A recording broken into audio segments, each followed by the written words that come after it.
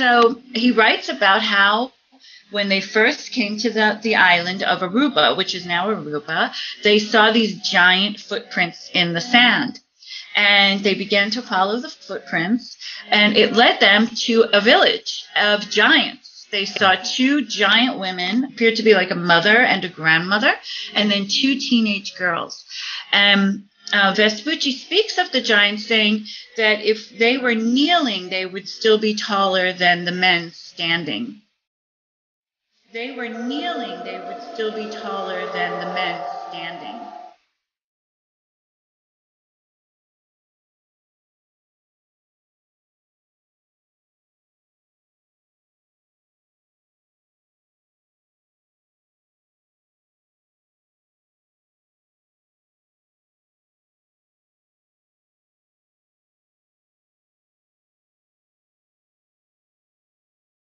The two giant skulls, which were found by a Dutchman who uncovered them after hearing about the islands being called the Islands of the Giants. He got them in 1970. He built a museum for them in Curaçao, put them in the museum. There are newspaper articles written up until the 1980s of these bones. And then, of course, when I called, I don't even have to finish the story. When I called the museum and asked, where are the skulls? Again, the skulls are missing. And the skulls are missing. And the skulls are missing. And the skulls are missing. And the skulls are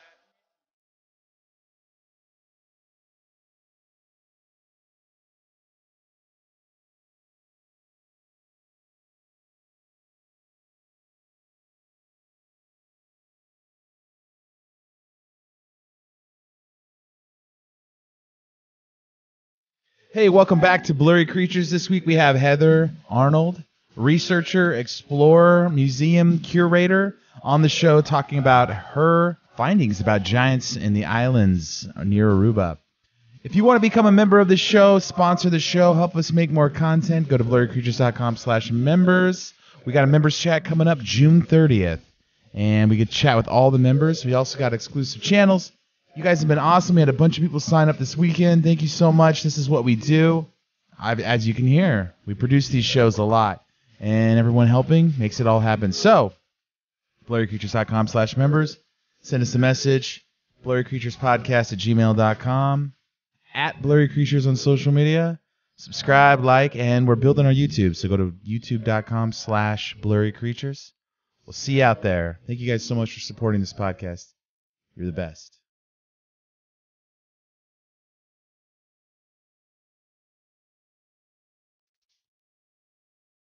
The history of our Earth is so different from what we can imagine. Enjoy the journey. The Smithsonian, if they found out about a large skeleton somewhere, was to go get it. I'm going to assume at least one person is right, because if one person's right, it busts the paradigm. It all goes back to the fallen cherub. And the problem with the modern day church, they have a very truncated view of the supernatural. This backdrop that's just pregnant with all kinds of meaning associated with this Mount Hermon event. Welcome to Blurry Creatures. And this guy defects from the kingdom. That's a big deal.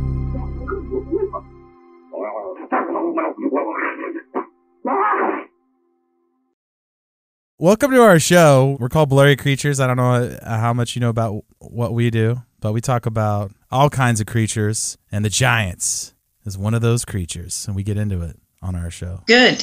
Favorite topic. Your favorite topic. Oh, it's one of ours, too. Yeah, us too. Yeah. Good. You're a researcher and author, and you wrote a book called The Island of Giants. And Luke, say those islands for me, because I say it wrong. Yeah, it's Aruba, Bonaire, and Curaçao, which of course is where the orange Curaçao comes from. I only know that because I bartended for 6 years. So you know. Yeah, we were talking beforehand, Heather, and Nate goes, yeah, Curaçao? Yeah, they has that little symbol under the C to make it soft. So, but a lot of people forget it. So then that's why people mispronounce it often. And it's not a lot of people have been there, I don't think, in general, especially Americans. Yeah, I thought I got out of that one, but Luke threw me under the bus. So here we go. I should have just let you go. Sometimes I just want to hear Nate just butcher either names or terms. Well, welcome to the show, Heather. We have like kind of a tradition on our show. We get into it. We ask people, everyone. There's no wrong answer. There's no right answer either. That's the problem. What are your thoughts on Bigfoot? What do you think about Bigfoot? That's the creature we kick off the conversation, and then we can go from there. If you have no thoughts, that's fine too. That's how we get blurry. That's correct. It's a gateway drug, Heather. Well, my daughter is a budding Bigfoot researcher. I've been on many Bigfoot expeditions with my daughter looking for Bigfoot poop and other hair. And we go upstate in the Catskills. We look for broken twigs. We take notes. And so she has many books that, talk about Bigfoot, how to search for Bigfoot, where you could find Bigfoot. Bigfoot is fascinating. I really hope someday that we could find bones and evidence and something really solid. I've held an original cast from Sir Edmund Hillary's expedition on Himalayas. The actual photos of that expedition just were recently I guess it was in 2019, they sold and auctioned the original photos of those Bigfoot tracks in the snow. And one of them, they made casts of those Bigfoot tracks, and I got to hold one of those casts 2 summers ago. So is that the photos with like they're in the snow and they're black and white, and it looks like the big toe is like all the way to the right? Yes, very, very strange. Yes, the foot is so strange. It's so different, but it makes sense anatomically, because if it's supporting an enormous weight, the way that the toes are aligned and the feet are, it actually makes a lot of sense. And you can see where the toes are curled. It's very intriguing. Yeah, so I think Bigfoot is amazing, and I always say I would love to see Bigfoot, but after I held the foot, that's the cast of the footprint, you realize these are enormous. Just enormous. So I don't know if I still want to bump into them. I don't mind seeing them from afar. I've watched a lot of, YouTube videos. A lot of them are, I'm positive, are probably fake, but there are some where you have to say, wow, that's very odd. I love the title of your podcast. I think it summarizes Bigfoot quite well. And it's always blurry. And yeah, I think it's fascinating, and I'd love to meet him from afar someday. Yeah, that's a good answer, because I think that's how I feel too. I don't want to get too close to that guy. Dude, we don't talk about the big toe Bigfoot. We haven't really got into him yet. Yeah, we haven't. We haven't talked about the Yeti. We need to do a Yeti special. That guy. Can you imagine if you show up at the pool with that big of a toe? Cover that thing up. Speaking of big feet that support a lot of weight, that's what a lot of people, that's their first argument, when you hear about giants. Like, there's no way that these creatures could exist. There's no way biologically that the weight could be supported on these frames. And you're like, that is the dumbest argument I think I've ever heard. What got you into the study of giants, and what led you to go down these trails and obviously become an author and write a book about it? Love to just hear a little bit about your story. Yeah, sure. I moved to Aruba in 2006, and I had a tour company that I was running, and my goal was to have historically accurate tours. So I went on this quest to find the true history of Aruba and Bonaire and Curaçao. The 3 islands, by the way, were one island at one time, but through a series of mega tsunamis, they became 3 separate islands. So I was doing research and going on tours with other tour operators and kind of getting this hodgepodge of history, and none of it really made sense. So I began to delve further, and I found out that on the first map of the New World, called the Mappus Mundi, that was drafted in 1502 AD by Juan de la Cosa, that the islands of Aruba and Curaçao are noted on the map, and their latitude and longitude is almost perfect, which is actually quite intriguing. And the islands were not known as Aruba and Bonaire and Curaçao. They were known as the Islands of the Giants, and they are indicated as such on the map. So then I went into a deep dive. Well, how did this come about? And it came about in 1499 when Vespucci actually stole Christopher Christopher Columbus's contract to explore the New World, which is a whole other story, which is also quite interesting.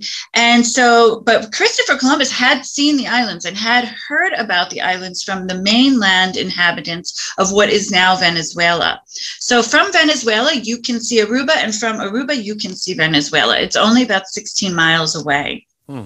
So when Columbus went back to Europe, he said right away, we have to go to these islands, because it's my belief that he was told, and I don't know this for certain, but it would make sense, that he was told about the gold that is on the island of Aruba, particularly. Now, Aruba still has a lot of that gold in its ground, interestingly. So when Vespucci came, that was one of his main goals, was to go to these islands, and he did.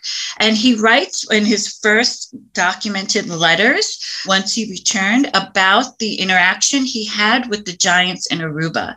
And he was very specific. And what people don't understand is when these explorers first came to the islands and were exploring in South America, etc., they were brought with them people who were considered experts. People who biologists and experts in flora and fauna and pharmacists and doctors, because they were really documenting what was going on. It wasn't just, to get gold and all these treasures, which of course they did, but it was also to really document the different people they were coming across.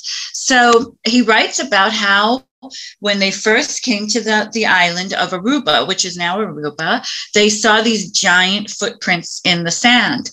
And they began to follow the footprints, and it led them to a village of giants. They saw two giant women, appeared to be like a mother and a grandmother, and then two teenage girls. Vespucci speaks of the giants, saying that if they were kneeling, they would still be taller than the men standing. Wow. Which is quite interesting.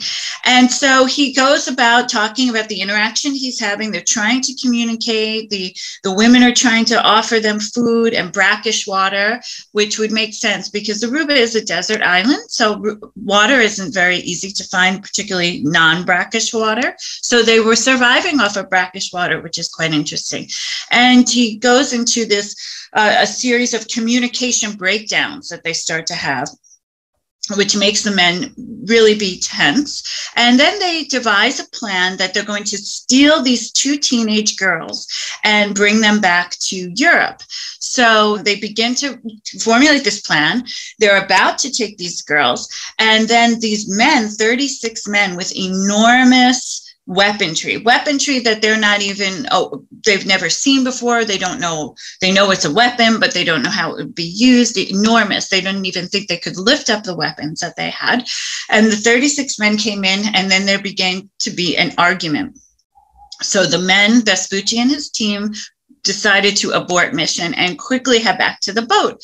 So the entire time they're trekking back to the boat, over the beach, and into the boat, the giants are following right behind them the entire time, to the point where the giants even go into the water. And these are all Vespucci's words that I'm just paraphrasing. And the giants are walking into the water and shooting bows and arrows from bows at the men.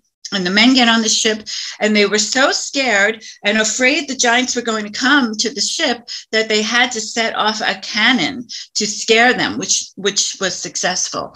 And so Vespucci writes that he thought he would die that day. So of all the things that Vespucci had seen and done, even interacting with cannibals and people who were shrinking heads, he was most traumatized by the events that occurred on Aruba. So that from that moment forward, I began to delve into the scientific record. And so all of my work and all of my research is based off of the scientific record. So the archaeologists talk about finding bones that are of large stature people. They're anatomically different.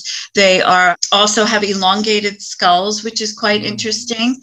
And so a lot of the these measurements of the skulls, etc., from one archaeologist to another are changed, are altered to suit the narration, the agenda of the particular archaeologist. And you can see this in real time in these studies. But I've poured through almost, it's got to be close to 200 studies of these bones that have been found. And I've actually even seen a giant skeleton that's currently on display, hopefully still on display in Bonaire. And there are 2 giant skulls that I'm trying to repatriate back to Aruba. So there is evidence, there is archaeological evidence. My work has been entered into the National Archives of Aruba. So it's something that's been recognized as valid. And my research has also been printed in other historian and archaeologist books as well on the subjects of Aruba and its ancient history. Wow, what an intro. What an intro, Luke. You just hit that one out of the park there. Heather, so wait, you said I don't even break that down. Let's start with the giant skeleton you saw in Bonaire. How big was this thing? Well, so the giants were, this one they estimate to be over 8 feet tall. And interestingly, it was about 43 years old. They believe it to be a male, but they're not quite sure. The head was very elongated. I have photos of it on my Facebook page. The eye sockets are completely much larger than what a normal modern skull would be.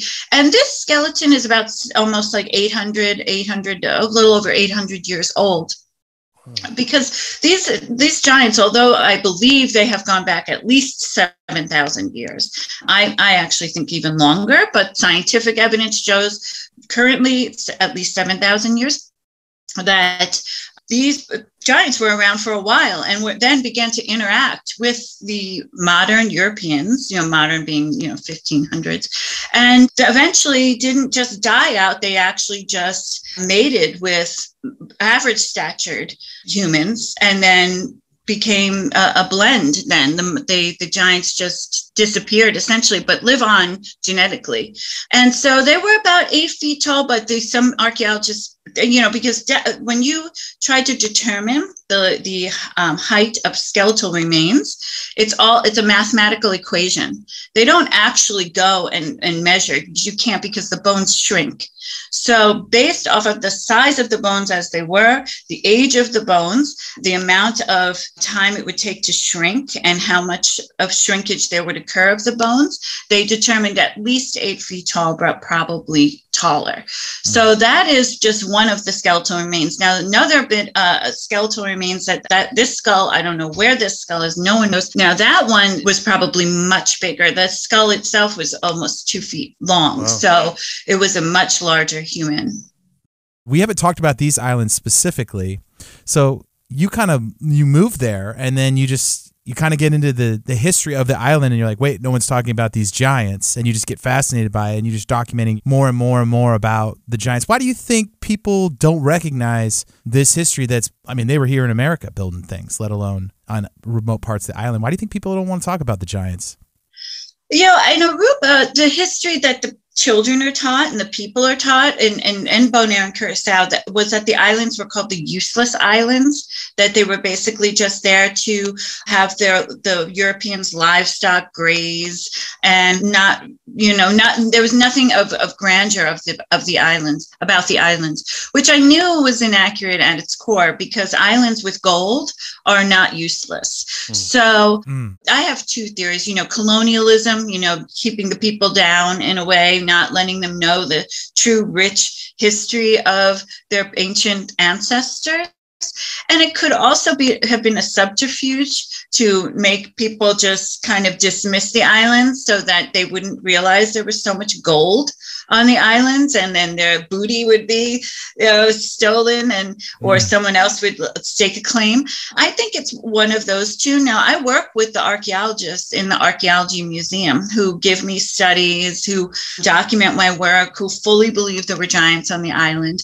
And because of their professions and their quote unquote credibility, they choose not to discuss the giants, which is, you know, something you hear over and over again, that, you know, these academics are handcuffed and cannot speak the truth of what's really going on, and instead speak on a narrative rather than in the reality, which I think is so sad, because if, you know, children were going to school and the teacher said, okay, tomorrow class, we're going to learn about the giants, you know, I mean, how engaging it would that be, and exciting for children. And I don't understand why, but I feel the tide is turning. I think the evidence is just so overwhelming, and not just here in the Caribbean, but globally. There is this story of the giants. I mean, the giants were documented all over, and as you said, here in the United States, extensively here in the United States, particularly as it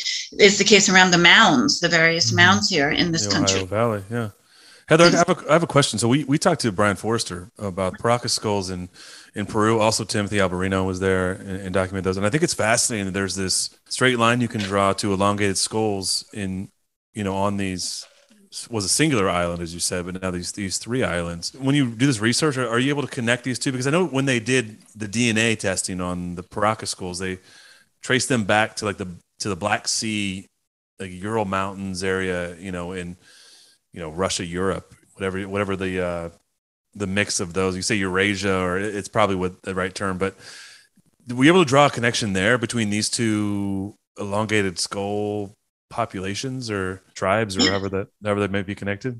Absolutely. So I've seen the Paracas skulls, and they're quite interesting. The fact that they're human they're just bizarre. It's simply bizarre. Yeah. But speaking with the archaeologist who did extensive, he couldn't really do DNA testing, but they definitely did some analysis of the facial structures, etc. It was determined that these giants were Caucasian, and that they probably had light skin and light eyes. The head of archaeology believes that they could have even been Egyptian, which is a theory that I have not sussed out yet, but it's quite an interesting theory. And there could be a connection with the Paracas skulls. You know, it is interesting, the elongation of the skulls in Aruba, there, as opposed to the Paracas skulls. The Paracas skulls go up. I mean, truly, they're like a cone head, and I'm sure you've seen pictures of them, of course. Mm-hmm. The Arubans elongate, and the Bonaire and Curaçao, those skulls go up and then back. So the weight of their elongation is in the back of their head, which is why their neck is connected to the skull in a different position than ours would be. And this is to accommodate the brain case and the weight of the brain in the skull. So, and also the ears are positioned differently, and the jaws are positioned differently. So this is something that you also see with the Paracas skulls. I think there is a connection, quite frankly, between all these giants. And I think they probably were one group of people who dispersed and then kind of started mingling with the local populations of average statured people, and then kind of, you know, created maybe these subsets of giants. That's my theory of the case. But yes, there is scientific evidence that they were Caucasian, which would maybe make them from the same area as the Paracas. Like red hair, right? Yeah. I like that, Heather, though, when you're describing that, the way the skull's shaped, because that's one of the first we talked about that right in the beginning, at the top of the hour, how a lot of people theorize that there's no way giants could exist because their bodies couldn't support that kind of massive weight. But here you are describing the way that the neck connects to the skull and then it bends backwards. I mean, you have proof that that's not the case. These things could get big. I mean, how big do you think the giants were on those islands? So in one of the archaeological reports regarding the bone structure, so the bones of the giants were much thicker and stronger than our bones, for example, or than any contemporaneous skeletal remains found at that time. These bones, in fact, were so thick that when the archaeologists tried to cut off a bone sample from a femur, they couldn't use a regular human cadaver saw. They had to invent their own type of saw to get through the bone in a meticulous fashion. It was so thick and hard. Also, their teeth were so much stronger They were bigger and stronger, and a lot of the skulls were found with full sets of teeth, which is quite interesting. It's believed that these giants in particular were at least 8 feet tall, maybe taller. And what's interesting about the giants is they weren't like skinny NBA players. I mean, they were huge. They were wide. They weren't just tall. They were very, very wide and just enormous people. They must have been quite intimidating. As a matter of fact, the mainland population, when conversing with Vespucci about the islands of the giants, told them that the giants were peaceful unless they were provoked. And then they would fight back, and then you would always retreat because they were too intimidated by the giants. So this was interesting that they took over these islands and were able to easily, in a sense, protect them because of their enormous size. And it was also stated, interestingly enough, which is an interesting connection in a sense to Egypt, which I always think about. In one of the documented reports, it is said that the mainland South Americans said that the giants of Aruba, Bonaire, and Curaçao were highly intelligent and worshipped the sun, which is, there are many sun petroglyphs on the islands. I don't know if that's the case. I know they have a lot of cupules. It was a matriarchal society. They definitely had sacred thoughts towards the female in the form of the divine feminine, particularly as a pregnant female. They were very involved with glorifying pregnant females, which is also something I've seen on Easter Island, and I've seen, actually, it's a global phenomenon, India as well. So yeah, I think they were, rather tall and rather formidable. And I think that's why they lived on for quite some time. I think one of the caves in Aruba, I believe, is a birthing cave. And in that cave is a petroglyph of a female with a baby in her stomach. And on the wall of the cave are dots. And I know that in other cultures, ancient cultures contemporaneous to the giants, that they would use dots to denote births. So if you look at the dots, you'll see that there weren't a lot of births. I mean, if these giants were having babies with elongated skulls, maybe there was difficult births and there weren't a lot of births. The giants of the islands were also the elite ruling class, and we know this from their burials. So I think eventually, they just couldn't sustain themselves any further, and that's why I think they eventually just sputtered out, or actually what really happened is they mated with the average statured people and continued on. But I just got the other day, I just got a message from an Aruban. I constantly get these messages. I had a great uncle. He was, we always called him Giant.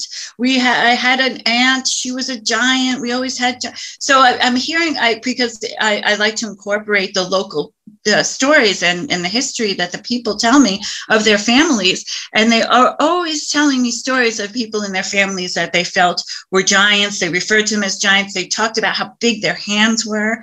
One of my friends, her uncle was recruited to be a boxer in South America, but he ended up killing someone in the ring, so they had to stop because he was so powerful. So these giants were, at least 8 feet tall, if not taller, and those are words of an archaeologist in a study. And they were enormous people. They weren't skinny. Rocky could have taken him. I think so. I don't know. The Rocky, little guy. Yeah. They would just beat Rocky. He would keep getting back up. So what do you think that's probably why some of these dynasties you see around the world were just like abandoned, and like historians, you grow up, you hear the modern history, and they tell you the traditional narrative is like, well, there's these dynasties that look like immaculate, and then they're just like abandoned. Somebody just left them there, and it makes you scratch your head of like, who would go through all the work to build this kind of dynasty and then just leave it there? What do you think happened? Do you think that the giants died? Yeah, I think that also with Easter Island too. It was this same type of strange circumstances. You know, they're almost gone without a trace. And Chaco Canyon is another very strange Chaco Canyon, place. It's been buried. I mean, I've been there many times. It's very odd. I think, in terms of the giants, it could have been a lot of different things. I think they were maybe under threat. I think they could have left the island. And I think they also, now the giants on the islands also erected huge megaliths and monoliths. So they were, enormous stones perched on top of smaller stones. Some of them have celestial alignments. Some of them are pointing in the direction of, say, a burial or a cave or maybe a water source. I mean, enormous stones. So you have to think, even if these giants were enormous people, how could they get these megaton boulders perched on top of other stones, pointing in a certain direction, sometimes aligning with the solstice or the equinox? So maybe there was some sort of advanced ancient technology that they were also hiding and wanted to keep from anyone else. And that's, and Göbekli Tepe, I often think that that's another place where they're just trying to hide this information so that no one could misuse it at a later time. So I think that a lot of it has to do maybe with being under threat and then realizing that their secrets could get out and then just hiding their secrets. That's what I think, because you see it happening not just in one place on the planet, right. You see it repeated continually.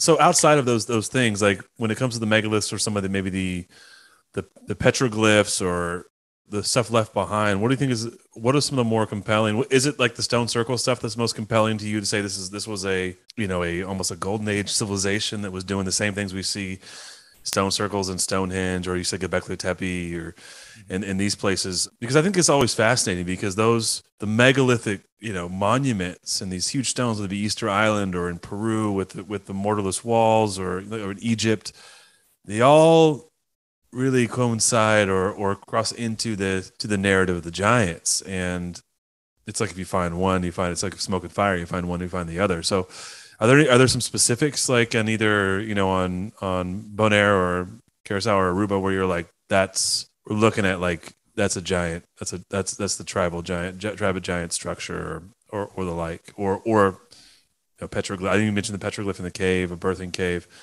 There's some other ones that you could share with us about that just point toward this record.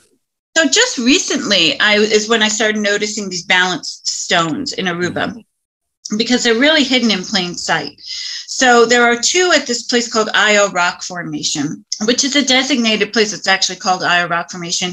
The archaeologists say they don't know how it got there, and they refer to it in travel books as a giant playground, which is quite interesting. And there are two giant megalithic balanced stones. One has an equinox alignment. And so then I noted them on Google Earth. And then as I put them up on social media, then I got an influx of people in Aruba. Most of the megalithic sites are on Aruba. Curaçao and Bonaire had a lot of destruction because they're more fertile than Aruba, which is truly a desert island. So Bonaire and Curaçao were used for farming. There was an active slave population on those islands. So they were really more fruitful, and the land was worked. And I think a lot of the archaeology and these megaliths were destroyed, buried. But in Aruba, they're there. So I got this influx of people saying, I have this stone on my property, and here I saw this stone when I was hiking. So I began to map the stones. And I'm up to 11 or 13, I have to count. And what I'm finding is something quite intriguing. They're following a pattern. And the pattern marks the same pattern as the petroglyphs and the burials. So the pattern is, the island goes from northwest to southeast. It's kind of crooked in that way. And the petroglyphs, the balanced rocks, all follow a northwest to southeast line, diagonal lines that intersect the island. So along the lines of the balanced stones are petroglyph panels. And they go continually at least 6 times, these 6 slices, shall we say, of the island, going in these parallel diagonal lines. Burials were also done in that same position of the head and the feet going in that direction. And also what the giants loved were isosceles triangles. They were fascinated with isosceles triangles. And what I did was map the Io rock formation and the cave system, which has the Berthen Cave, which is, I believe, the most sacred cave on the island. It has the oldest remains of giants that were found in those caves. And another spot called Casabari Rock Formation, which I believe was worked stoned. I believe the stones were there, but then they were placed on top of one another to make a kind of mound that mirrors a volcano that is on the island. And so if you map that, it is a perfect isosceles triangle. The instances of occurring by chance is 0.0001%. So if that's the case, then they were really on a level that I don't think in our lifetime we can ever tap into. I mean, they're beyond anything. I mean, to be able to figure this out at 7,000 years ago, and then see it from the sky. Mm-hmm. I think that's what's most intriguing, and clearly it was man-made. There's no other way to explain how is it possible that this rock formation is here, a rock formation is here, and then this sacred cave site where there was a most intriguing burial found, where there was a giant skeleton in the center of the burial, and then these a couple of more giants, and then average statured humans were like spokes on a wheel coming out from that main giant. And those giants have all been excavated, and sadly their bones are, believe it or not, missing. So we don't know where the bones are. Shocking. Where are the bones? It's a familiar story on our show. Luke and I always joke that every time he posts an article about giants getting dug up, people just lose their minds.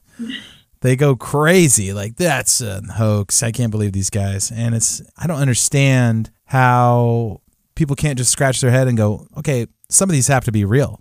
You know, some of these accounts have to be real. And you're having local people tell you, and it sounds like to me, Heather, as we do our show, remote parts of the world, different places, people are more open to talking about these things. But in America, it's super hush hush. Let's keep it quiet. Let's not talk about it. But like the locals in some places, like they have stories of these things. And on our show, we've even heard people still see them to this day in weird places. Do you ever hear modern day sightings? Do you ever get into that? I'm sure you probably heard just about everything at this point. Yeah, not in Aruba, but the Solomon Islands, which I find are the weirdest. You know, those, I mean, the fact that there was this woman who was half giant and half human. She was kidnapped as a baby and she recently died like a couple of years ago. Like, I mean, I'm dying to go to the Solomon Islands. And that particular island where they say the giants still exist, they won't even go there. I mean, it's like I think it's a mountain range and people won't even go. It's completely off limits. I actually don't even know anyone who's even been there. I've never read accounts of anyone who has been there. So, I mean, and they talk about it. It's like, don't go over there, you know, and there is stories of these giants kidnapping these human children and then raising them as their own. And then they have children who are half giants, half human, and they're very interesting looking. And it's just that in that case, yeah, the Solomon Islands, the giants are still alive and well, and the people are still talking about them and fearing them. But in the islands of Aruba, Bonaire, and Curaçao, we don't hear about the sightings of them anymore, but you do always hear about people saying that they knew someone in their family many years ago who was a giant. And I mean, which is interesting because I've not heard that from other people. You know, I have my family's like, oh, I remember Uncle so-and-so, he was a giant, we call him giant. We don't have those stories in my family. I don't know many families who have that story. But in Aruba, particularly, and Bonaire too, I know other people have told me these stories of giants within their families that have since passed. But nonetheless, they always thought of them as giants, which is quite interesting. So it sounds like they obviously were seafaring. They knew how to build boats and they knew how to travel the world. They probably weren't, like you said, they were provoked and they were cannibals. So they were eating other people. So they probably got pushed out of, where humans were dense populations. The giants were not around. Way too many. Sparse populations. But I mean, do you think that they sailed? I mean, how do you think that they sailed to all these islands and sort of just made that home? Like, well, we're home. No one else is going to come here. No one's going to bother us, so we'll just stay here. Yeah, they had to have sailed because the geological evidence shows that those islands were never connected to the mainland of South America. So they were always islands. So there must have been, they must have sailed. Now, there is a rumor that, and I have not been able to verify this, that there is the Aruba, Bonaire, and Curaçao have the largest cave system of any of the Caribbean islands. And Bonaire, for example, has at least 400 caves, and only a fraction of those have been explored. Many of them are underwater. And there is a story that there is a cave that goes from Aruba to Venezuela under the water. So could this have been, maybe it was above water at one time? Could this have been a way that, like a land bridge, but like a tunnel type system? That's something that's always intrigued me. That could always possibly be true. There are stories on the island. Time you hear people, a Boy Scout troop went into the cave. And this is actually a true story. I saw newspaper articles, go into a cave. They never came out again. And just bizarre things like this. So either they came through some sort of land bridge that is now submerged, or was always submerged but is still like a tunnel, or they had to have come on boats. I can't imagine any other way. I mean, for Easter Island, another great example, I don't know how else anyone could have gotten there aside from boats. So I think for sure they had to have been seafaring. And if they were so advanced as to be able to create these geoglyphs on the floor of the island that could only really be seen in the air and are almost mathematically perfect, they were at a level that I'm sure we've only begun to tap into, and in our lifetimes may never do so. So I think they had to have been seafaring. It makes perfect sense. And the fact that they didn't really go anywhere, they kind of just stayed there. I think it was also for protection. It's easier to protect an island than it is to protect any large land masses. So I think that had something to do with it too. So although we don't see evidence of them actually traveling, I don't think there's any other explanation for how they got there. Heather, one of the things that you said I think is really fascinating is the isosceles triangle situation. I know that one of the things in Golden Age and also in the Golden Age of architecture is the golden triangle, right? Which is the sublime. It's an isosceles triangle that has the golden ratio, and all of that speaks to high mathematics. Have you been able to hypothesize any connection to these populations and potentially Atlantis? Because we often talk about these super advanced pre-flood civilizations that had all of these technologies. We talk about it on our show all the time. These technologies we can't figure out how they made the pyramids, how they cut and levitated potentially, or moved these big blocks, and how there's technology that's been lost. And I think all the time we think about our ancestors as being, knuckle dragger dummies, and it's not that at all. So I just hear that, I think of like, man, there's another island that of legend. We did an episode on Atlantis on this show, actually. But any connections there? Because there seems to be at least some parallels. It's so interesting. I get asked that all the time. And I think, I don't think there's any way that you could think otherwise. I mean, they just show up out of nowhere around the same time that these giants are showing up everywhere across the globe. Now, there is a strange petroglyph panel in a very remote place of Aruba that it's the typical diagram that they say of Atlantis, with the two, circles with what would be canals, and then the canal system connecting them. There is a petroglyph like that there, and that could be attached to a mapping of Atlantis. I know that there was a use of portals on the island. I had an archaeology tell me that at one spot at the Io Rock Formation, there were 8 portals. Some went out and some came in, and some had two-way traffic, which is quite interesting. This was an archaeologist telling me this. This was wild. Yeah, so which is really good. He'll never go on record. So yeah, I think, I think you would have to think of that being a connection because just of how advanced they were, the area of the world they were in, the fact that they cropped up out of nowhere, this strange petroglyph that could denote a map of Atlantis and is seen globally. This is a petroglyph that's written, many different places on planet Earth. So I think there could very well be a connection to Atlantis, definitely. Tell us more about the portals. Yeah, so I was staying at this house at Io Rock Formation. I was having all these horrible nightmares. And the archaeologist came over for dinner one night, and I was talking to him, and I said, I've been having these crazy nights every day. I'm with my sage and my crystal. Like, what is going on here? It's like this, the energy is off? Are we on like a burial ground? Is something? And he said, oh, no, it's because you're by the portals. And it was right by around the time of the summer solstice. So he said, no, because of the portals at Io, things are coming in and out and they're terrorizing you. So I said, what do you mean? He said, no, there are 8 portals just in this one spot in Io. And he said, we had a pastor come to the island and he could figure out if he went to Io Rock Formation where there are drawings, he could look at the drawings and determine where the next portal was, like where the one portal would take the person. And so he explained the whole map of these portals to the archaeologist. He wrote a book. It's called, I believe, When Rocks Speak, which is a popular title, which I soon found out after I tried to look for that book. But it's one particular man who's sadly, his name escapes me, but he really wrote that these, and researched, and he went to where the one portal drops you off, and then he found drawings there, and then he could determine where those portals would take you. And he documents this all in his book. And interestingly, 2 summers ago, I went hiking with a family on the one property where the portals kind of dump you out. And this family who lives there said, oh, we have seen strange things all the time in this area. And there are 2 mega balanced stones in this area as well. And they said, we'll see lights hovering above the stone, like a little light. They'll get brighter and brighter. We have seen strange things.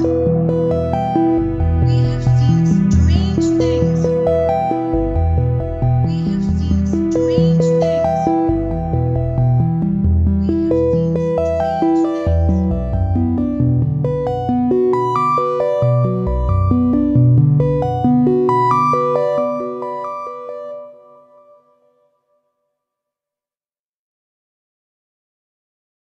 It's very interesting. So that's another aspect of these giants. Now, were they using the portals? I think for sure they were using the portals. So if they weren't coming over through the tunnels or the boats, they could have always been using these portals.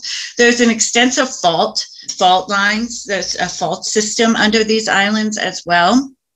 And I think faults and portals and balanced stones and heavy stones on top of one another, creating this electric energy. I think that all connects. And also, interestingly, the archaeologists noted that the giants did all of their shamanic work only on and with limestone, and which is interesting because limestone has crystalline structure.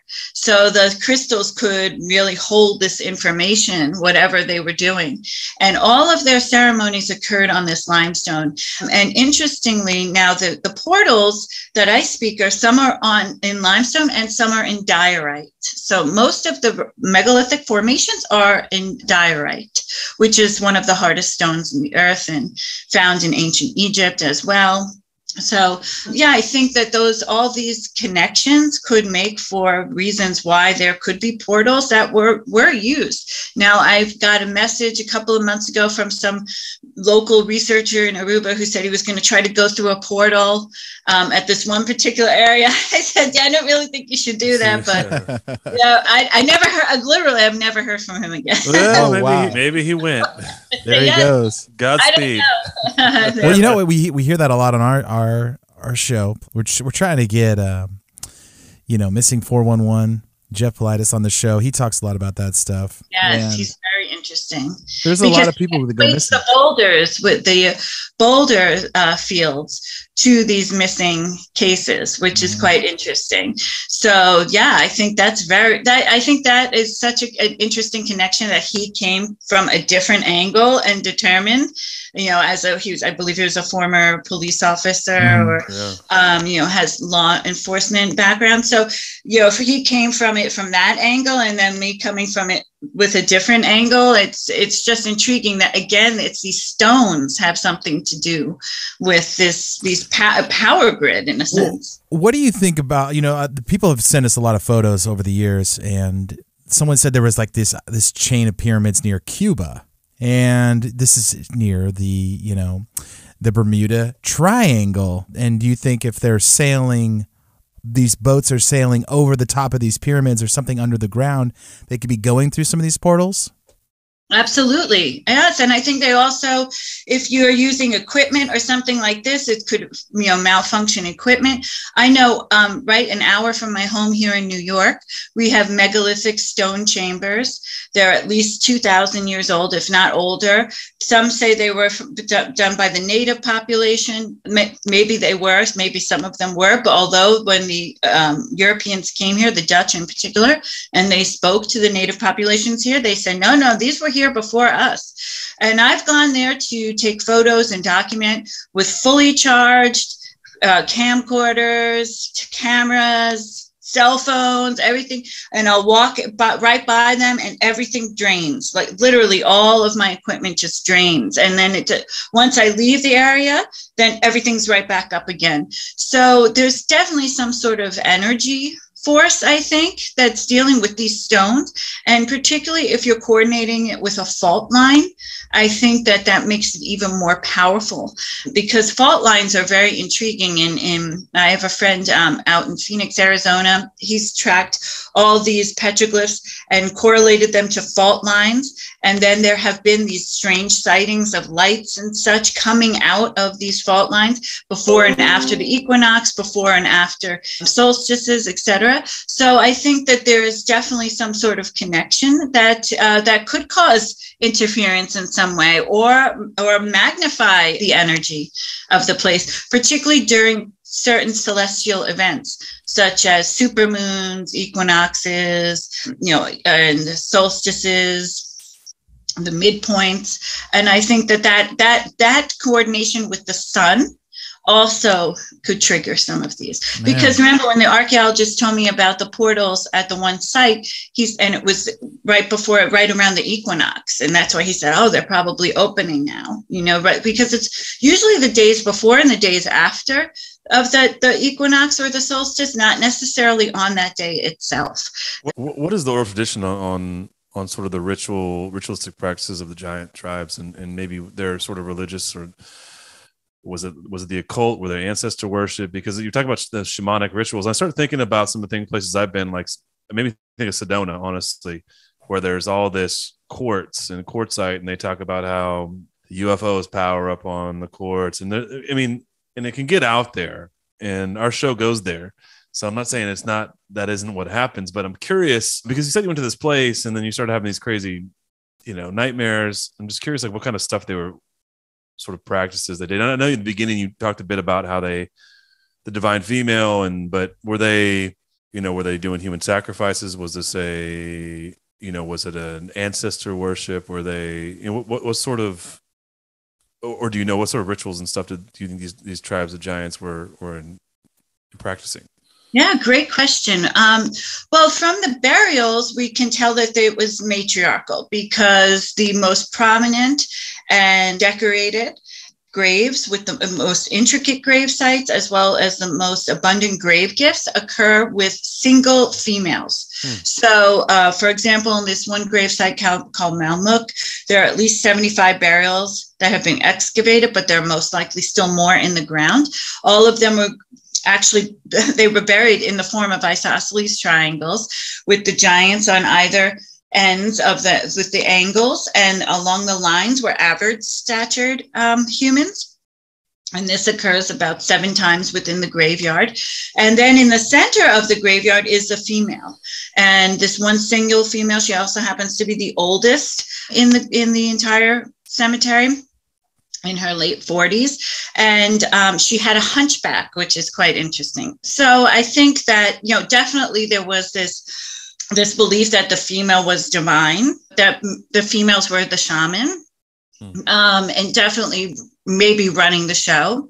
Also, they would take stones that were shaped like they were pregnant and work them more so that they really were prominent, sometimes even put a belly button. And around these stones were all cupules, which are scoop marks in the stone. What they were doing with these scoop marks, I don't know.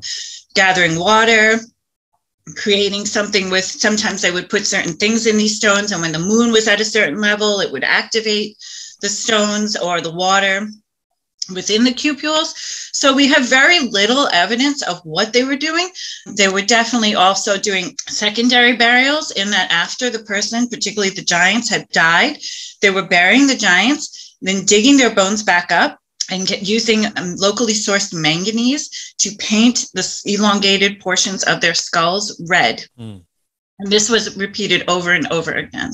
This happened in some of the South American cultures as well, there where they would, the Red Lady is one I can remember for sure, where they painted, they interred the dead, and then they painted their skeleton skulls. And it's veneration. We talked a little bit about Derek Gilbert about this, where it's just maybe the most ancient of all practices. Well, I was just thinking about the reproduction part of the story, because we talk about the serpent mounds that they made here in all over the world. Actually, these serpent mounds, they have the egg in the mouth of the serpent, and it's sort of this celebration of maybe the birth and the female. The imagery is something that continues to come up on our show as we learn more and more. There is this connection all over the world, and you said something earlier. They were building these structures that you could see from up high, and you said there was lights over some of these megalithic spots.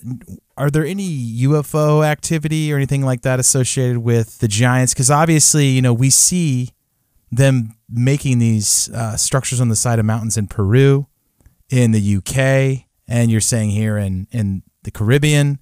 So someone's looking down and someone's looking up, and they're flying up there and taking a look at their work, or what are they doing, Exactly. I mean, so I've seen many UFOs there. I mean, during the day, at night, I'm with people. I was with my daughter was born in Aruba, so her grandfather was with me one day.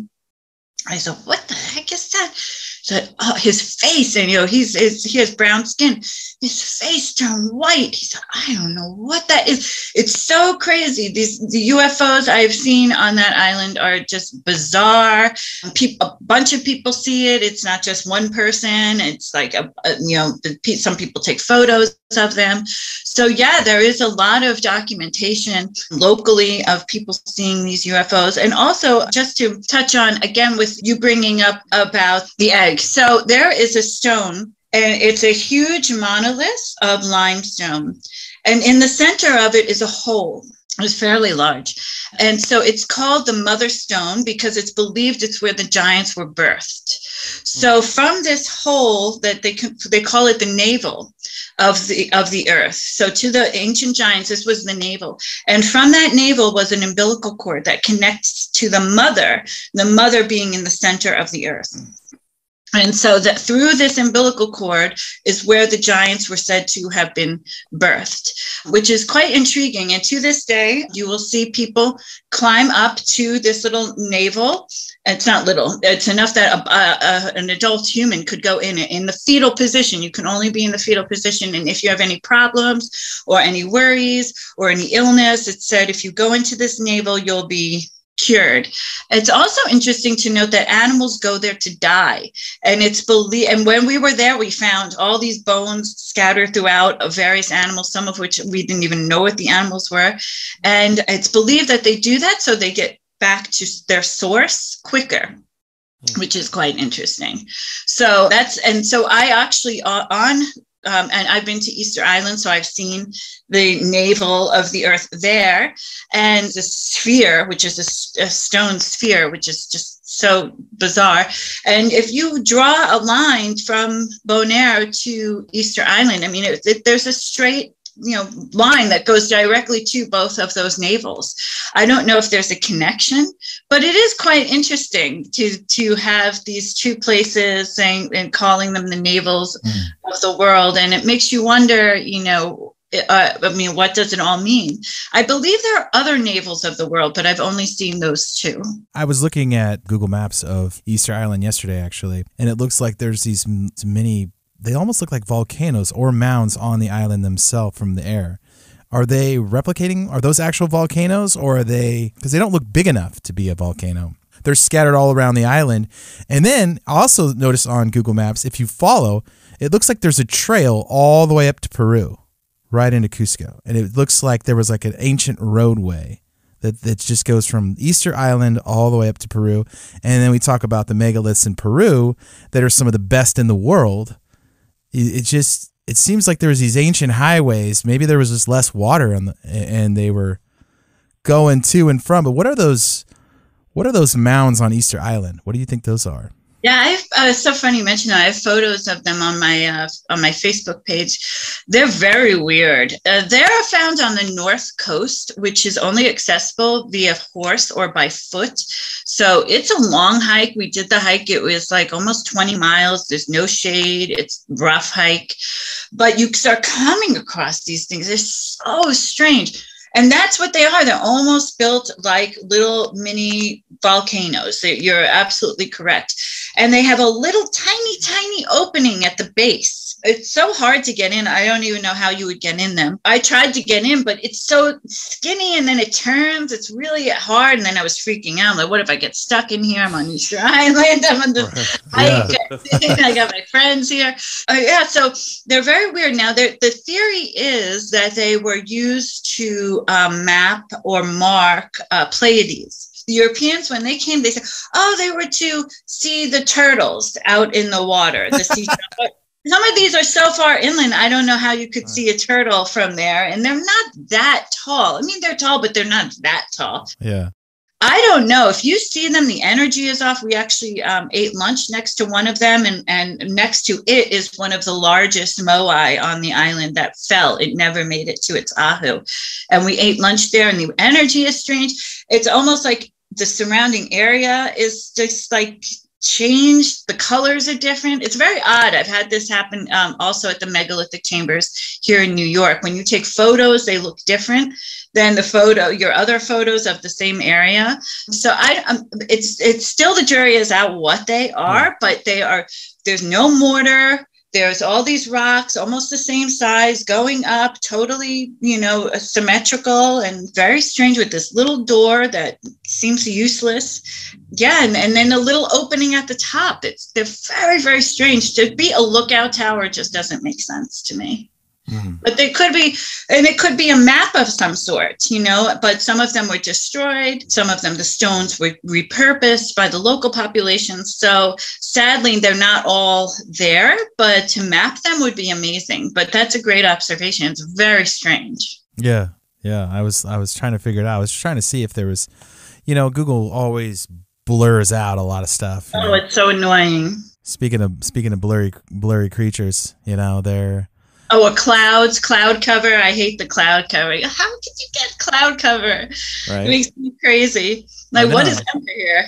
They're just trying to keep, a bunch of people like us who are just so curious to figure out what happened and what do we don't know. Do you think a lot of this is underwater? Because it seems like a lot of these megaliths are underwater, and maybe they, later dynasties kind of moved to the islands, but it seems like they settled in and around these areas. And then later on, they had to kind of go to the islands themselves, because a lot of stuff's underwater, and I'm trying to figure out, like, there could have been so much more that's just underwater now. We don't even know. We can't even begin to fathom.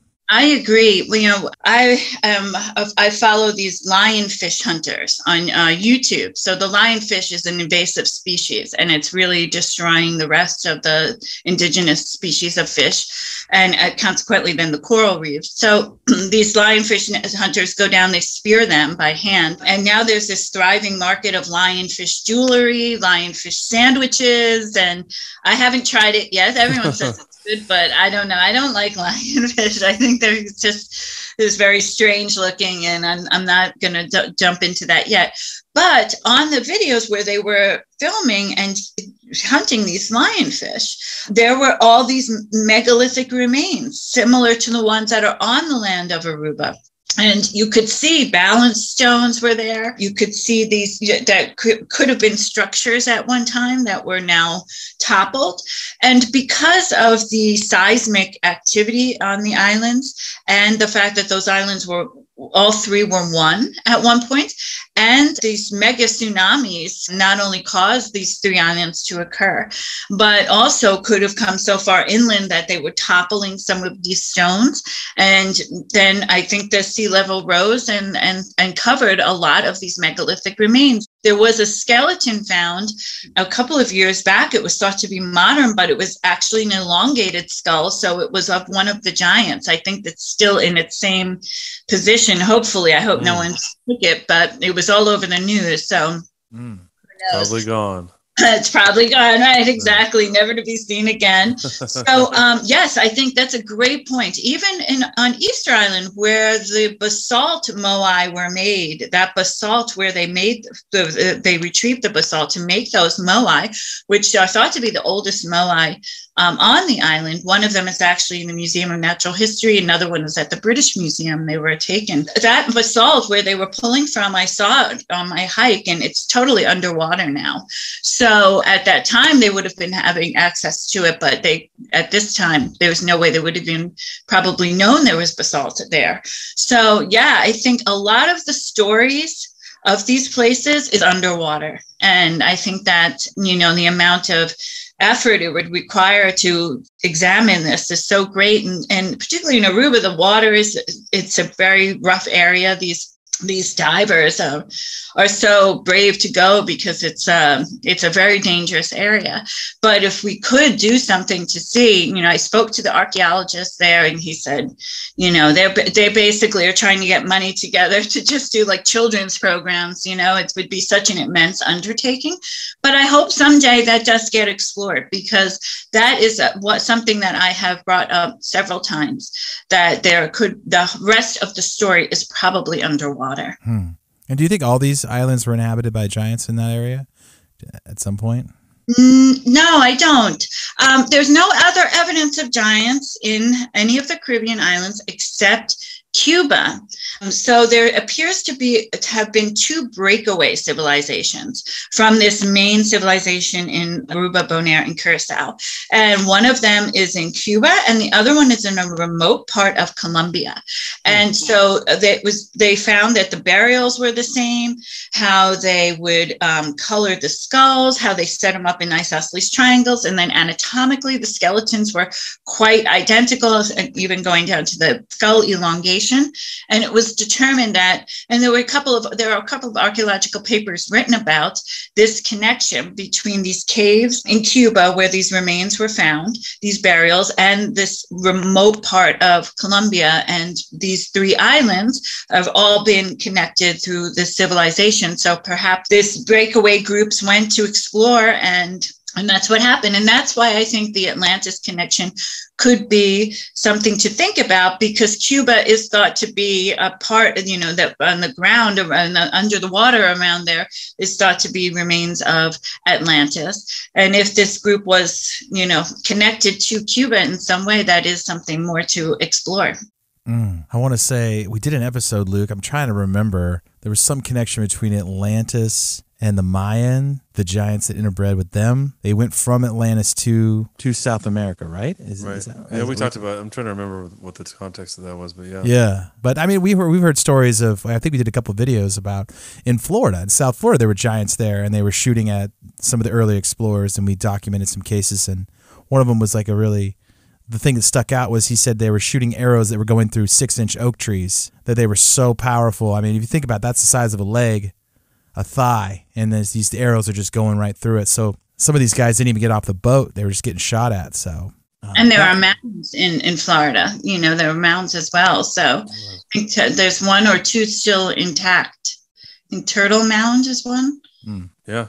So yes, wherever there are mounds, there are stories of giants, which is quite interesting. And you mentioned the Maya. You know, there are documented Mayan petroglyphs in Aruba, Bonaire, and Curaçao. As a matter of fact, in one cave system in Bonaire, it's believed that the entire wall is a star map that was done by the Maya to tell about when they came. And interestingly, it was, I can't remember the exact year, but it was the exact time of the supernova, which is also documented in Chaco Canyon and could possibly be documented in Aruba. So if this were the Mayan, that I think they were kind of indicating that that's when they were there. So that's when they would witness it. Also in Aruba, there are some Mayan drawings that are proto-Mayan, so very, very old. So even older than that time. There are Mayan petroglyphs in Georgia and in Florida. So I think the Maya were some of the most prolific people on Earth because of the archaeological hand tying that occurs. There's no further research that can be done. For example, from the University of Florida, an archaeologist came down to Bonaire and he was studying the drawings in this Bonaire cave. And he said, there's no question this is proto-Mayan writing. And in the Miami Herald, I have the article. He wrote all about it and documented it. And it was a couple of pages with these pictures. And then all of a sudden he went back to the university and they said, you can't say that, you're going to lose your job. And he had to offer up an apology.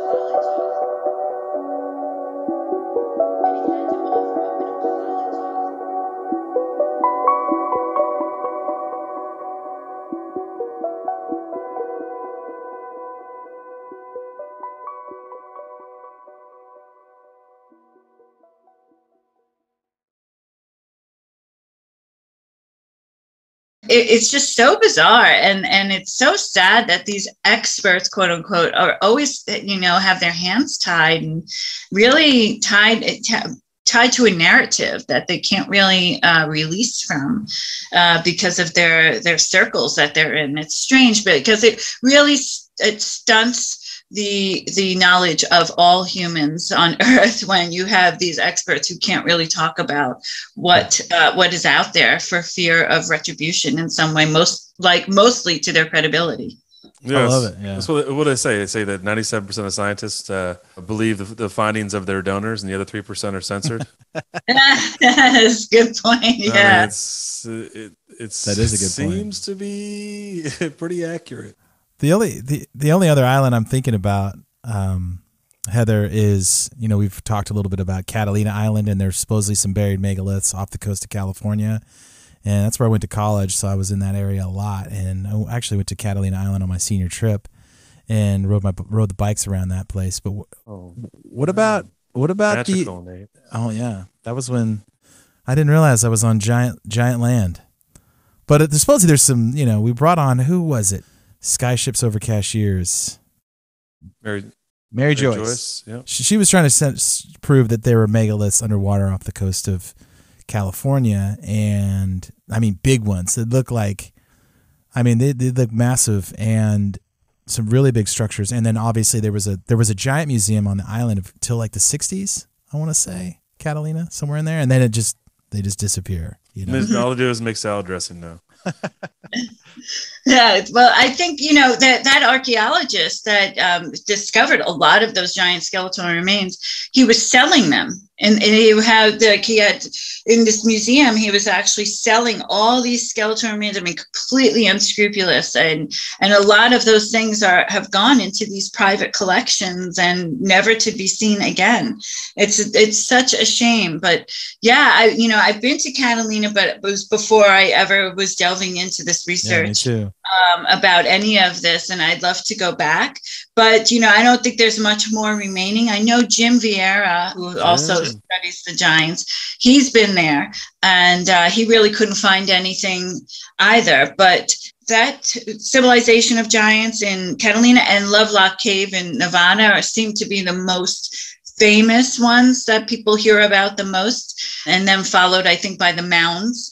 The burial mounds. I mean, if you go to Grave Creek Mound in West Virginia, which is said to be the tallest remaining mound in the United States, in the museum there, which is a very good museum, they talk about, there were these bones found, but they weren't really giant bones. I mean, they have a whole little exhibit about saying that they weren't giants in the mounds, which leads me to think that there were giants, because why would you go through all this work to debunk all these newspaper articles, artifacts that were found? And it's actually an intriguing part of the museum. Yeah, and Catalina, sadly, I don't think there's any more, unless they're still in the ground. But that archaeologist, he kept digging, and there's a photo of him standing there in front of all these giant bones, and he's selling them. I mean, it's just, he amassed so much. It was so unethical what he did.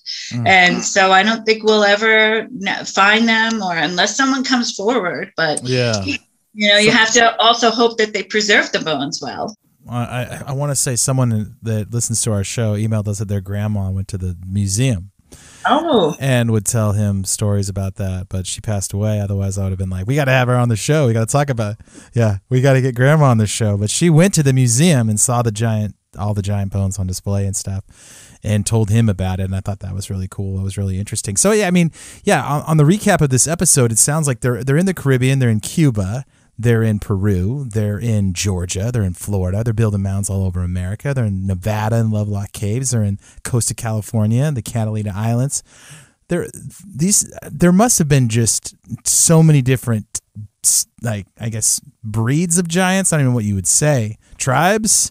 Some of them had elongated skulls, some of them had alien-looking heads, and you think that they, differentiate themselves by physical anomalies, and then they just kind of like, I don't know, like species of animals almost, like, just, I don't know how else to think about it. That's a very interesting point, because Brian Forrester has a belief that the first round of giants with the elongated skulls were the Paracas skulls, where the skulls were like this cone.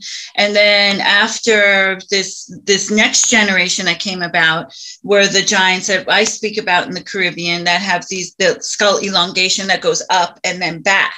So that's a different type of elongation. It's considered, in his opinion, to be the second generation of giants. The oldest ones being the Paracas people. So I don't know. It's interesting that you bring that up. Is it just that they should have been contemporaneous. The Paracas people and the people of Aruba, Bonaire, and Curaçao would have been around at about the same time. So I'm not sure. That's a very good point. I'm really not sure, but it would make sense. Although, as I said, in Aruba, we find that dwarfism, hunchbacks, etc., were glorified. These people were exemplified. They were given elite burials. I just read actually a whole academic paper on how that was seen in other cultures as well, that if you had some sort of deformity, that was considered a blessing, and you were considered like godlike, and you were held in a higher regard. So I would think that if someone came along that had a different skull elongation, that would be the case. But I don't know. Maybe they purposely wouldn't let those people interact because they didn't want anyone to get too much power. Or yeah.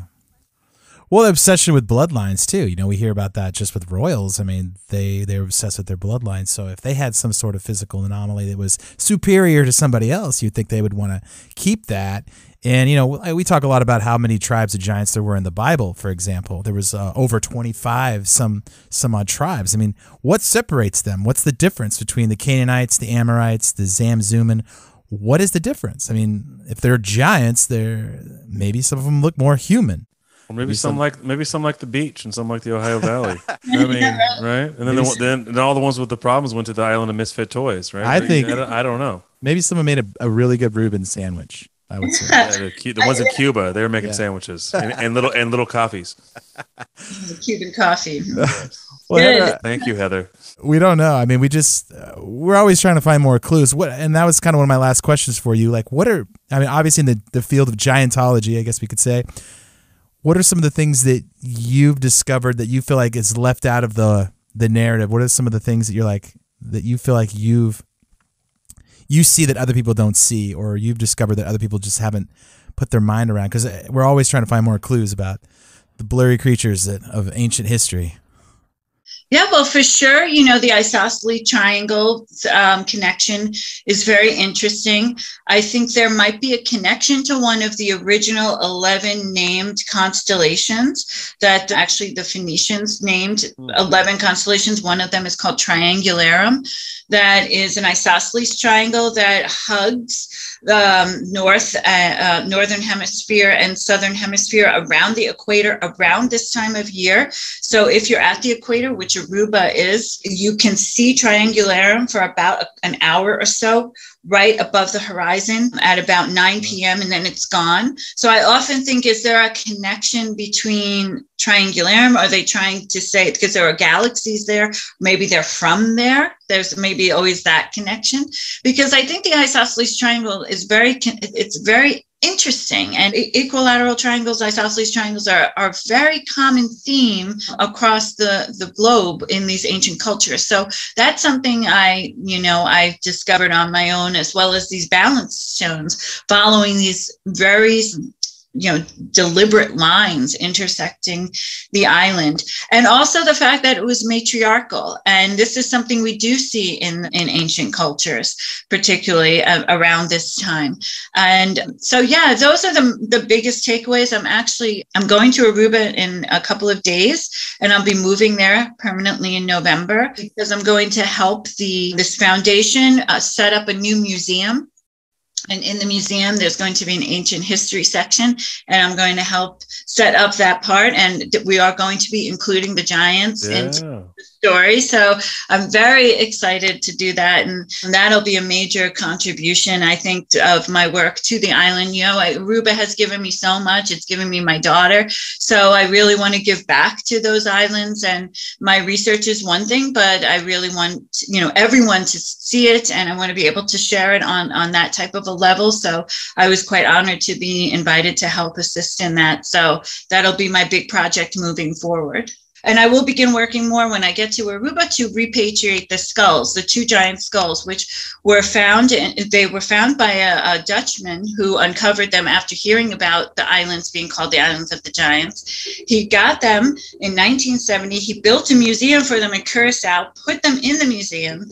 There are newspaper articles written up until the 1980s of these bones. And then, of course, when I called, I don't even have to finish the story. When I called the museum and asked, where are the skulls? Again, the skulls are missing. They are believed to be in the Netherlands. So I'm going to be working with the governments to try to get the skulls back to Aruba. So those are the main things that I'm pushing for. I hope, at least if one of them works out, such as the museum, that'll be great. And if I can do both, get the skulls in the museum, that would be even better. Wow. I love it. Yeah, that's awesome. I want to, one of these days, we're starting to get some ideas for some video stuff. We'd love to come down there and to Aruba. Bring our families. Let's go. Take a trip out of it. Yeah, definitely. Come, look me up, please. Yeah. Definitely. I'll take you around. That would be awesome. Yeah, sure amazing. Nate wants to go in a portal, so I don't. I don't either. If I go through the portal, it's just gonna be a bunch of little people and me, and then I'm gonna be stuck. Then you'll be the king. You can rule over all the little people. That's not bad. It's not a bad setup. No, I guess it wouldn't be that bad. No, it wouldn't be. We love it, Heather. Thank you for coming on our show and adding a lot to the the stuff we've already talked about. Like we've had, Brian Forster on and guys like Fritz Zimmerman. But this is cool. There's a lot of new clues and new things we've learned on this show, and it makes you wonder that like ancient history. I mean, whatever we've been taught is just it's sad, honestly. How can people get a hold of you or follow you or? Oh, thank you for asking. Yes, I'm still working on my website. I'm going to try to complete that down in Aruba. But I'm very active on social media. I'm on Facebook, Twitter, and Instagram. Heather L. Arnold is the same across all of the social media. And eventually I'm going to have my website up so that'll be easier to purchase my book. And then I'm on YouTube a lot. You can look up my videos there. I've done a lot of interviews, and I'll be speaking at an anthropology conference in London in October 29th. So with so many great people such as Gary Wayne, Hugh Newman, Maria Wheatley, names probably most people know. So it's a hybrid event. So I'm going to be there in person, but you can also get tickets and watch it online. This will be my third one, and it's so intriguing. I learned so much from the conference, and it's all about the giants. So it's people coming to the concept of the giants from all different angles: religious, supernatural, spiritual, archaeological. So I'll be there if anyone wants to meet me in person. And yes, and I'll be doing some short videos while I'm in Aruba for this trip, some really quick videos. So I'll be posting them as well, and I hope everyone watches it. It will be a mix of showing some of the megalithic sites and some of the petroglyph sites, as well as teaching you a little bit about the Aruban culture. Awesome. Love it. Yeah. Gary Wayne and Hugh, those are friends of the show. We've had both of them on. Gary a few times. Actually, we're having Hugh on sort of in the near future, talk about Kaharan Tepe, the other sister city that he's been working on some of that stuff. That's amazing. It's so great to have you on, Heather. Thanks so much for joining us. And we haven't talked about this part of the world. And I mean, the Caribbean is not the first place I think that people think of when you talk about giants of the golden age in the ancient world. And yet here we are, yet another corner of the earth with giants. And a cover-up. Would you believe it, huh? I know, right? It's endless.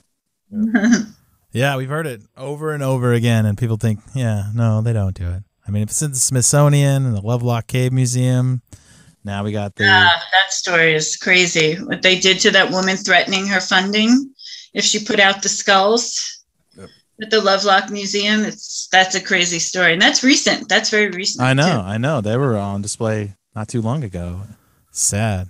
But it's just a theme all over the place. But we appreciate you. And then our listeners, go out there, follow you on social media. And if you find anything blurry and you want to come back on, send us a message. We're always down to talk about all the weird stuff. You see any UFOs or whatever it is. Well, I appreciate your open-mindedness and your great questions. Some of the questions you asked I've never been asked before, so I really appreciate it. I like your enthusiasm. Awesome, thanks. It's intoxicating, so thank you. I appreciate it. Fantastic. Nate and I always joke we're just a couple of dummies that ask questions, and so I think after 110 episodes, sometimes we're dumb questions. We keep on going, Heather. Excellent question. I appreciate that. Yeah, we try. There's so many, people trying to build these channels and stuff. I think we just try to have fun, and we edit them, and we try to just get more. And we love the '80s, so we make it '80s things. Oh yeah, we do. Yes, I noticed that. I like that too. I love the '80s too. So yeah, it brings me back when I see some of your the work to promote your upcoming shows. It's nice. I like it. Very creative. Thank you. Yep. Well, thanks so much. Yeah. Look forward to seeing what comes for you in the future, and good luck in Aruba and up with the museum, and hopefully we'll have you back to talk about some findings and some, I would love it. If we ever have to take a business trip, Luke, we'll have to go to the Caribbean. Like film some YouTube stuff. Like #1 on the list right now. Yeah. Great. Yep. Right. Thanks, Heather. Thanks so much. Thank you. Thank you so much. Bye. Bye. Well, I hope you like what we heard today. Is some matriarchal stuff. I hadn't really heard about that, but we see the signs of it, and it's fun. I like talking about the giants. It's cool. Every time I feel like we're going down one path, we just take the car, and there's more clues and more weird stuff somewhere else. So I don't know. Giants and islands, man. What is it? You're not taking a car there, Nate. Yeah, we're just drinking Mai Tais all day long on the beach. Right. It's getting sunburned. No shoes, no shirt, no problem. Just getting sunburned. That's a heck of a place to study giants. Let me tell you. I know, terrible, terrible. We gotta go. We gotta get there. That would be fun. Once we grow our YouTube, we can maybe get some videos going, and we can just write it all out. Speaking of, go ahead and subscribe to YouTube. Go ahead and head over. Nate's been uploading a bunch of content there. We have big plans for the platform, including some super chats and doing some more video-based media. So take a look. Shockingly, a lot of people actually listen to their podcasts on YouTube. So if you're one of those people, thank you for going over there and listening. And go ahead and hit that subscribe button. And yeah, we're just grateful for our members, Nate. Everybody that's supporting the show. It's humbling. So we are happy to be doing this and keep on searching, asking questions, looking for the truth, right? Yeah, it's always good. Always good to get a compliment at the end too. You know, when we're plowing away, and some people like to be mean to us on social media, but it's always cool when you interview a guest. I just black out the whole time, so I hope it turns out okay. Thanks for like Luke said, go follow us on YouTube. Give us a subscribe. We'll be doing more stuff there. Roll that time.